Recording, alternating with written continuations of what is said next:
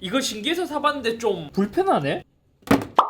기다리고 있었습니다. 제대로 모시겠습니다. 오.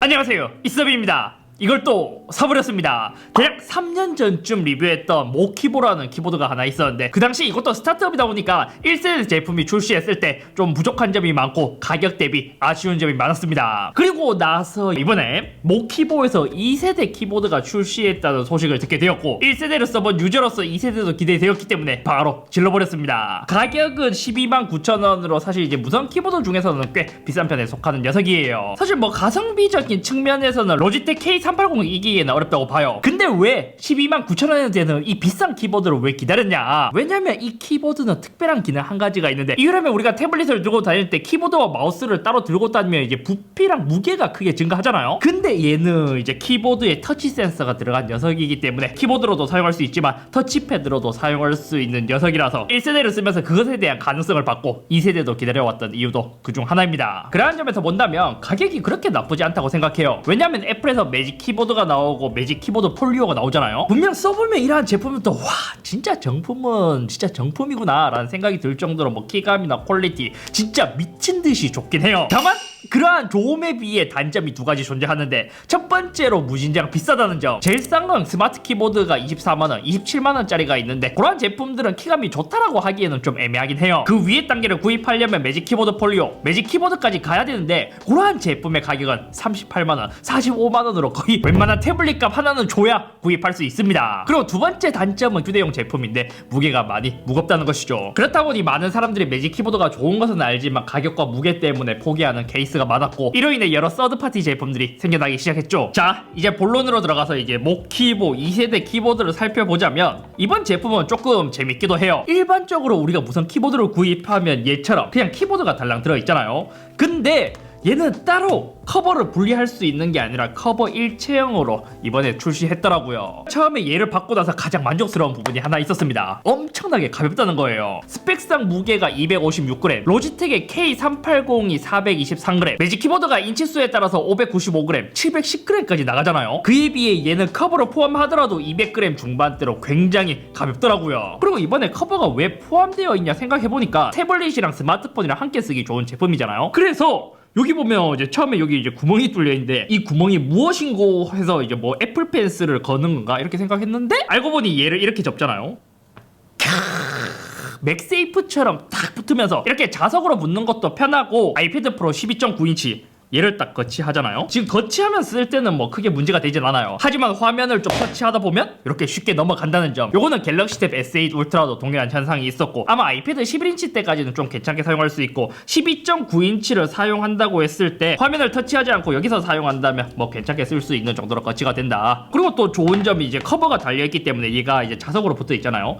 그래서 얘를 닫으면 키보드가 자동으로 꺼지게 되고, 얘를 펴면 다시 자동으로 켜지는 것도 편했어요. 기본적으로 얘가 좀 방수가 된다고 하더라고요. 하지만 설명을 보면 물로 세척하고 나서 48시간 이후 이제 건조시키고 나서 다시 사용하라는 걸 보면, 우리가 일반적으로 생각하는 완전 방수랑은 좀 다른 개념인 것 같았습니다. 그러니까 뭐 어차피 조심을 하긴 해야겠죠. 이제 본론으로 들어가서 얘에 대한 신박한 점을 보여드리도록 하죠. 깜짝 놀라면 안 돼요. 분명히 이게 키보드잖아요. 여기서 싹 터치하면, 키보드 터치하면 지금 마우스 포인터 움직이는 거 보여요? 이렇게 쓸 수 있는 거예요. 기억하기로는 그때는 마우스로 쓰려면 버튼을 뭔가 누르고 해야 이제 키보드와 마우스로 전환이 되었었는데, 지금은 이게 자동으로 인식돼요. 마우스를 쓰고 있다가 하이요, 따로 전환 버튼 필요 없이 그냥 바로 쓸 수 있는 거예요. 이게 진짜 편하더라고요. 이게 쓰면서 왜 편했냐면, 지금처럼 바닥에 두고 쓸 때는 뭐 크게 이제 상관이 없어요. 하지만 이제 물 위에 태블릿을 올려놓고 키보드와 마우스를 쓰기에는 두 개 다 올려두기 힘들잖아요. 근데 여기서는 터치패드로도 쓰고, 또 필요할 때는 그냥 바로 타이핑도 할 수 있고, 이게 장난하게 편한 거지. 심지어 이것은 하나로 통일되어 있다 보니까 무게나 부피면에 있어서도 굉장히 큰 장점을 갖고 있습니다. 그럼 일단 요것에 대해서 살펴보기 전에, 기본적으로 키보드의 포지션을 갖고 있기 때문에 키보드 먼저 살펴보도록 하겠습니다. 1세대에서도 이제 키감에 대해서 아마 이제 많은 분들께서 불만족했던 걸로 기억해요. 그래서 이번에는 무접점 스위치를 사용했다고 합니다. 근데 요거를 실제로 사용해본 유저의 입장에서 뭐 펜터그래프, 나비식, 가위식 이러한 것과 비교해도 크게 차이가 나진 않더라고요. 그냥 일반 휴대용 키보드 정도의 느낌?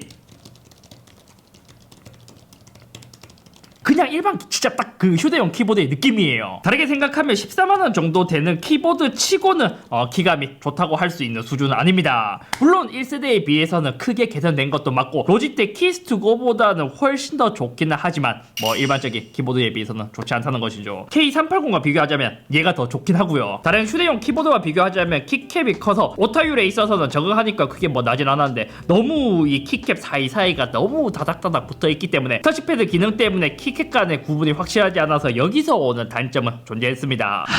유일하게 제일 아쉬운 거는 백스페이스가 너무 작아요. 그리고 이 커버가 있음으로 인해서도 오는 단점이 존재하긴 했습니다. 지금처럼 바닥에 두고 쓸 때 바닥에 따로 이제 일반 키보드처럼 고무 패드가 없다 보니까 지금 책상은 좀 괜찮은데 좀 미끄러운 책상에 가잖아요. 그럼 타이핑을 하면서도 쉽게 밀린다는 점도 단점이었습니다. 그리고 이 키보드는 특이한 게 여기 스페이스바로 보잖아요. 그럼 키보드가 이렇게 구분이 되어 있어요. 스페이스바로 왜 이렇게 구분해놨지 하고 살펴보니까 이유가 있었거든요. 키보드 모드로 쓸 때는 3개 다 스페이스바이지만 터치패드 모드로 쓸 때 왼쪽 클릭, 오른쪽 클릭으로 구분을 해놨다. 가격에 비해 키감이 아쉽기는 하지만 사실 이 터치패드와 함께 이제 통합되어 있다는 게 이 키보드의 매력이기도 합니다. 결론적으로 제가 얘를 사용하면서 터치패드 부분에 대해서 느꼈던 점은 매우 만족스럽기도 하지만 반대로 매우 불만족스러운 부분도 몇 가지가 존재했습니다. 첫 번째로 좋은 건 터치패드의 영역이 매우 넓다는 것입니다. 여기 Q에서 P까지 그리고 Q에서 Z까지 이러한 영역까지 사용 가능했거든요. 만약 이제 요까지만 사용한다 하더라도 일반 노트북에 있는 터치패드보다 굉장히 큰 메리트예요. 심지어 터치패드가 통합이 되어 있기 때문에 길이도 책상 위에 뒀을 때 우리가 매직 키보드는 이제 터치패드 영역 때문에 조금 더 길잖아요. 그에 비해 얘는 좀 짧게 쓸 수 있다는 점도 저는 좋았고 또 신기한 점이 있기도 했습니다.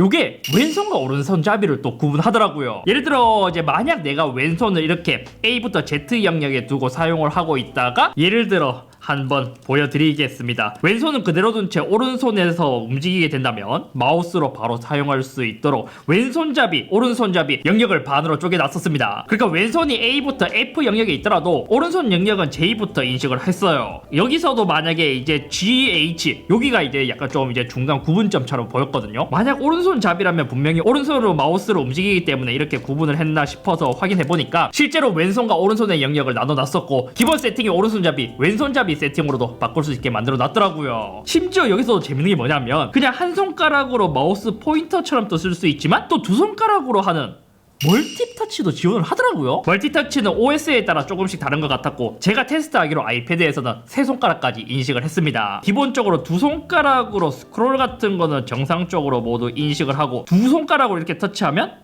마우스 오른쪽 클릭처럼 세 손가락은 이렇게 탁 하면 이렇게 홈으로 갈 수 있는 제스처까지 모두 사용할 수 있었습니다. 하지만 또 실제로 사용해보니 몇 가지 개선해야 될 부분이 존재하기도 했습니다. 일단 가끔 쓰다 보면 이제 뭔가 이 키보드와 터치패드의 전환 오류로 한 번씩 오작동하는 경우가 존재하기도 했어요. 예를 들어 지금 이렇게 썼다가 지금 또 이렇게 보여주려고 하니까 굉장히 잘 되는데? 방금 말했던 것처럼 왼손과 오른손을 구분한다고 했잖아요. 근데 또 왼손을 올려놓고 이렇게 해서 마우스는 잘 작동하는데 왼쪽 클릭이 가끔씩 좀 제대로 작동하지 않는 경우가 종종 존재하기도 했습니다. 그러니까 왼쪽 클릭이 좀 씹히는 현상이 있었다는 것이죠. 아니면 얘가 정전식 터치로 되는데 내 손에 땀이 너무 많아서 오작동을 하는 건가? 그리고 또 멀티터치에 관한 부분, 멀티터치로 스크롤이 가능하다고 했잖아요.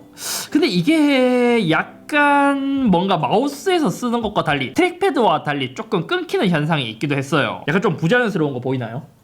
그죠? 터치할 때 보니까 애매하게 우리가 움직일 때 이렇게 키캡 사이에서 터치, 왼쪽 클릭을 하게 된다면 인식하지 못하는 경우가 종종 존재했습니다. 그래서 뭔가 이제 키캡의 끝쪽에서는 잘 되지 않고 키캡의 중앙부에서는 이제 클릭이 좀 잘 됐거든요. 키보드의 경계선에서 터치를 하게 되면 한 번 터치, 두 번 터치 요게 좀 잘 작동 안 하기도 했습니다. 그리고 또 그러한 점이 있기도 했어요. 우리가 트랙패드를 쓸 때는 단단한 것을 누르다 보니까 힘이 조금은 들어가긴 하잖아요. 근데 얘는 이렇게 쓰다가 왼쪽 클릭을 할 때 이제 완전히 눌러버리면 그냥 키보드로 인식해버리니까 그냥 이제 살포시, 진짜 터치를 살포시 해야 되거든요. 그렇다 보니까 이것을 터치할 때 좀 구름타법처럼 이렇게 이것도 계속 쓰다 보니까 피로감이 좀 쌓이기도 했습니다. 그리고 멀티터치는 약간 딜레이가 있기도 했어요. 예를 들어서 우리가 홈 화면으로 나갈 때 지금 약간 반박자 느린 거 좀 느껴지세요? 예를 들어 커맨드 H 누르면 바로 지금 바탕화면으로 갔잖아요. 세 손가락으로 멀티터치로 해서 이렇게 내리잖아요. 그럼 뭔가 조금 느리죠. 이것도 지금은 이렇게 했을 때 그나마 좀 빠르긴 한데 이렇게 가끔 씹히는 경우도 있어요. 좀 이렇게 오작동하거나 늦게 반응하는 케이스가 좀 많았다. 그래서 키보드면 키보드, 터치패드면 터치패드 하나만 연속으로 쓸 때의 반응 속도는 죽이는데 키보드와 터치패드가 전환될 때의 반응 속도는 엄청 빠르지는 않게 느껴졌습니다. 그래서 제가 쓰면서 어떻게 적응한지 알아요? 왜 이 버튼을 만들어 놓은지 알겠어요. 이게 왼쪽 클릭이거든요.